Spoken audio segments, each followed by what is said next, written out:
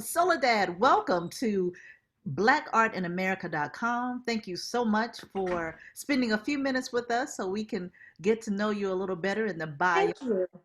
So, Thank you. Thank you. I just want all of our viewers out there in Black Art in America universe, aka the Bioverse, to know how cool Soledad is. Her Twitter account, for all the things that she could say she is, she's got working mom. Yeah, well. Boom. Cool. So welcome, and thank you. And Soledad, before we kind of get into it, I know we don't have a lot of time today. I want to congratulate you, one, for your storied history with regard to journalism and production, but two, on getting a pandemic puppy. Oh, yeah. So Coco features very heavily in my Twitter pages as well. And often when I'm like stressed about everything else, I'm like, you know what? It might be time to just share some pictures of Coco. But yes, she's amazing, but it's like having a 2-year-old again. Oh, how old is Coco? Because she's a rescue. 7 months. 7 months, yeah. Oh my gosh. Well, you know what? It's nothing like animals. I've got a Rocket. He's a tuxedo cat. I'm surprised he's not. He just senses when I get on Zoom calls, like, yeah, I want to get my cameo. Right. I need to be in that. I need to be in that call, like in it. I need to be my rear end in that call. Exactly. Tail flying. So at any rate, so I'm glad Coco has found a home, and I'm sure it's a boy, girl. Coco is a girl, and she's named after my first dog when I was a kid. We had a Coco who was a Chesapeake Bay Retriever, which is kind of looks like a chocolate lab. For a long time, I thought it was a chocolate lab. Then the other day, my sister was like, absolutely not. Coco was a retriever, but I named her after my first dog, Coco. Cool. Well, I know that she's loved, and everyone in the Twitterverse is loving Coco as well. It's so funny to read people's comments. They do. They really do love Coco. Coco's wildly popular.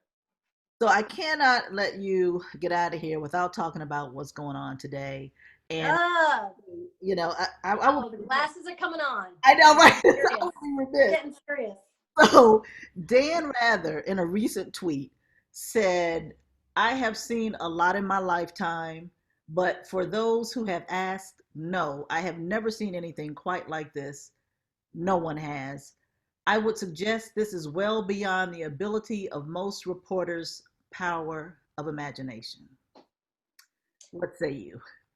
Yeah, on one hand, he's right. I think many reporters have been slow to sort of see what was coming down the pike. The president came down an elevator with, I believe, people who are paid to be supporting of his campaign, and basically proceeded with racist comments, right? That was the opening of the campaign. So the people who are like, I am shocked, I say. I'm like, you've not been paying attention. And I think it's very easy for reporters sometimes to not necessarily see how bad things are or see the red flags when kids who are kept in cages, are not there, the same kids in their own neighborhood, right? They don't remind them of their nieces and nephews, or when the horrific things that the president says, they don't really, even if he's picking on the media, that those things don't really bother them because he's not really picking on them, and so I think I have really found reporters sometimes, I am so surprised. I'm like, why? We're 4 years in. How are you surprised? Again, you cover the White House. How are you surprised? I don't cover the White House. I literally am quarantining in my little town. I'm not surprised. And I'm not surprised. Donald Trump's been very consistent. He's a con man who has lied. This is what he's known for. This is very, very consistent and super good on reality TV, but this idea that somehow people are shocked, when I hear reporters say it, I'm just appalled. I've got to be honest. Yeah, I find it interesting as well. I saw a tweet the other day. Someone said 93% of Black women knew who he was coming in. None of us are surprised. Someone said, we never thought it would get this bad. You admit you never thought. Everyone's like, no, actually, I wrote this article the day after he was elected. Or the number of times of columnists in the New York Times and the Washington Post would say, no one will ever elect Donald Trump. And you're like, you people have not grappled with racism enough. You haven't reported on it, talked about it, experienced it, or you would be utterly understanding of the appeal. And when you frame it as economic anxiety and you leave out the race part, you really have freaking blinders on. And so I get so upset by it because, again, this is your job to cover the White House, you know. Part of it is you've got to call a thing, right? You know, if your child came home one night, you know, late from curfew and you said, what time did you come in? And they said, I came in at midnight, and they really came in at 1, and you found out, you'd say they lied. You wouldn't say she misspoke. She was in error. She framed incorrectly. You would say that was a lie. She said this, it wasn't this.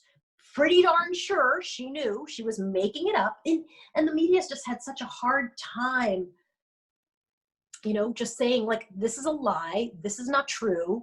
This is, you know, giving context. And I think most importantly, that's the job. You should never elevate lies. You should never elevate lies. And yet we've been forced to be in a position of elevating mistruths. And I think that's really bad. And you know you're elevating mistruths because you know the person's a liar. No, there's the cat. So, you know, it's been very frustrating. Well, I'm going to shift gears. Thank you for sharing your perspective on that.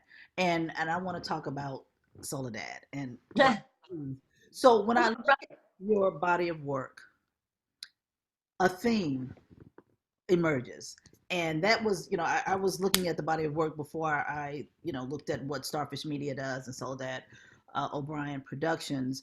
And I feel like you're just this powerful beacon, this lighthouse of light for those who are underrepresented, those who are disenfranchised, those who don't have a voice. And I do feel like you've made it your life's mission to elevate those issues. That there are just so many interesting stories there, right? There, I mean, you know, I interviewed a guy today for this podcast we're launching, and you know, fewer than 1% of Americans are audited. Do you know who's the most audited by the IRS? Poor Black people. He's been audited 4 times. And he said not only has he been audited 4 times, he has 5 of his neighbors have also been audited. They are in the poorest county in the state of Mississippi, a county that's a Black, overwhelmingly Black county. And he's like, you know, it's all intentional. And here's a guy who probably is not super well educated, you know, has lived in this town in Mississippi his whole life.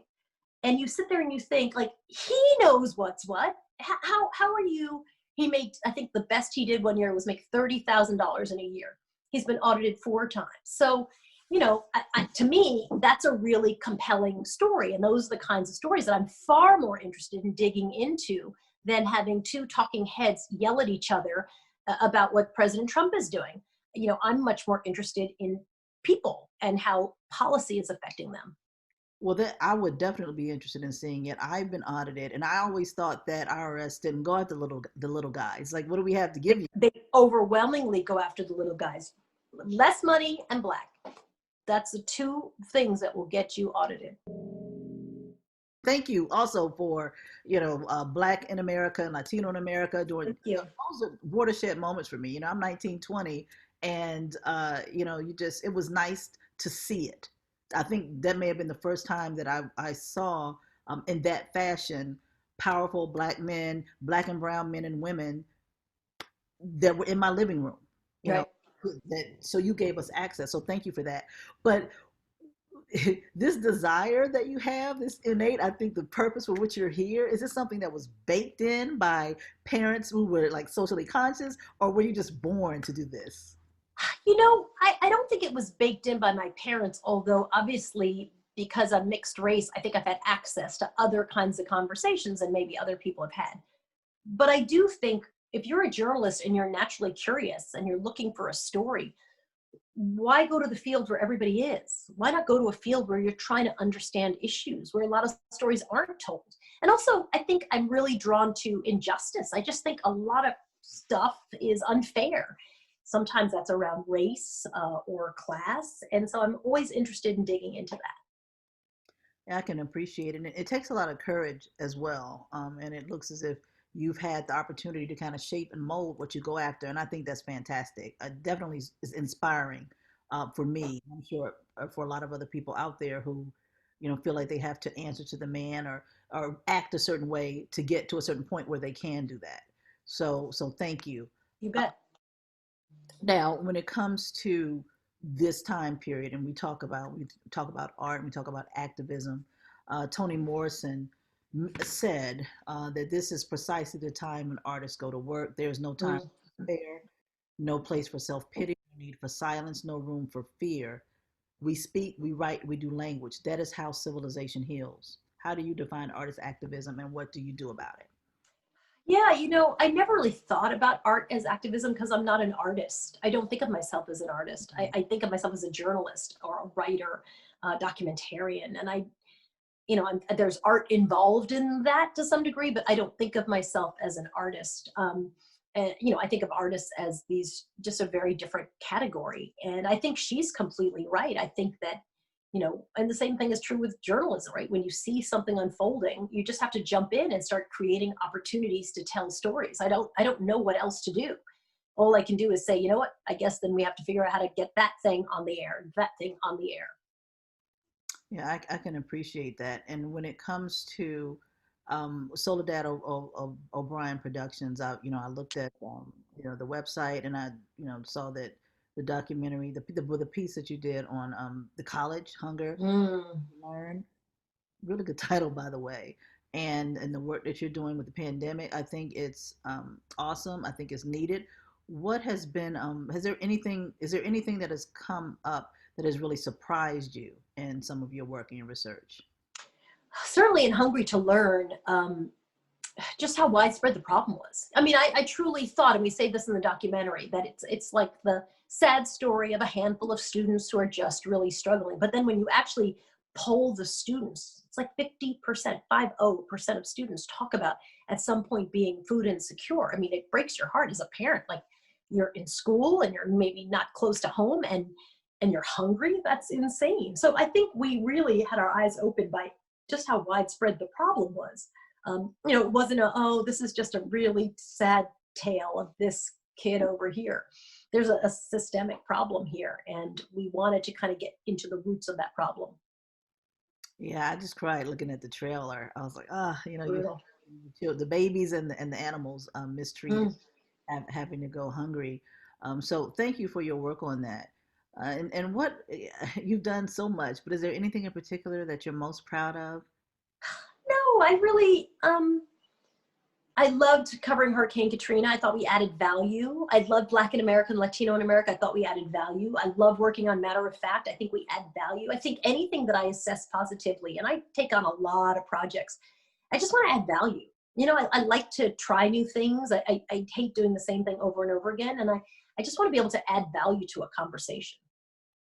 So speaking of value, I'm going to segue for our for our viewers out there. Food, I like it. Art. And they say that, I guess, the only two things that appreciate with time are art and wine, or Mm. or brown liquor. No, I'm being silly. But what kind of art do you like?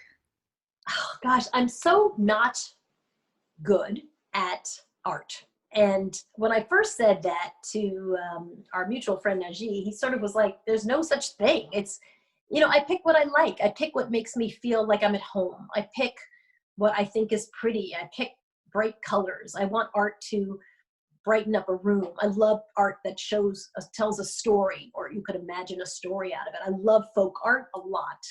Often it doesn't get its due. So I don't know that that I would say I have any expertise in it at all. I'm not good at actually, physically drawing or painting. But I do just like what I like. And so I've been really fortunate to be able to kind of pick and choose when it comes to the things that just sort of move me. And now every so often I don't know if I call it a mistake, but something my husband is like, nope, that cannot stay in our apartment. I have a picture, it's giant. It's got to be 4 feet by 4 feet of a giant crying baby. It's just a baby's face when it's crying. And he's like, we can't, it's scaring people, that picture. But I love it. I love it. I love it. So I just pick what I love. I really do. Well, cool. I went to Cuba a couple of years ago for my 50th birthday. I Nice. wanted to get there before number 45 did something to make it so that we couldn't. I beat them by a year. Yep. Speaking of color, I fell in love with the color of the island. Not, I mean, the art is reflected by the soul of the people. And there was just the women with the cigars, and then all the women representing their orishas, and it was just it was spiritual, it was grounded, it was lovely, it was amazing. I mean, to see them smile despite having years of being kind of cut off from the States. And so is there and I know we chatted briefly about Cuban art, and you've collected some. Yeah, again, I almost hesitate to use the word collection because that almost sounds like very thoughtful and organized. I just, again, I go to Cuba a lot. I report there a lot. My family's still there. So last time I was there, I picked up a giant painting. Actually would fill this wall because I have a lot of, big wall space in my house. And I picked up this painting, and it's of an elephant. And the artist, who was desperate, right, because Trump has closed down the ability for cruise ships to get in, which means no more people come anymore. And so literally our conversation went, it was a big giant painting. He said, well, it's $700, but I'll take 400, or I'll take 200, or if you want to give me 50, or you know what, why don't you just name whatever you give me, I'd be happy to sell it. It just breaks your heart. I mean, I'm Cuban, right? My mom left Cuba when she was a teenager. So there's just the desperation. And so we ended up buying, obviously full price, the beautiful painting of an elephant. And he said, the elephant is Cubans. Cubans march forward like elephants. They just keep going, even through bad times and through good times. They just never give up. You just keep marching on. It just was very beautiful. I don't, it just appeals to me. So I don't even know that I call it a collection. I have the things that I like. There's a lot of Cuban art that is like poster art. I find that really fascinating. I love collecting that. And so that's been really fun. I have a bunch of Cuban like cinema posters. Cubans use the symbol of a fish a lot, as you can imagine, because this idea of a fish that can swim to the United States or swim away or get out of captivity. So I just, again, try to pick those things that have some kind of meaning to me, and then, and then hope that I can keep them and pass them along. My mom gave me, it's a sculpture called La Virgen de la Caridad, which is the Black Virgin.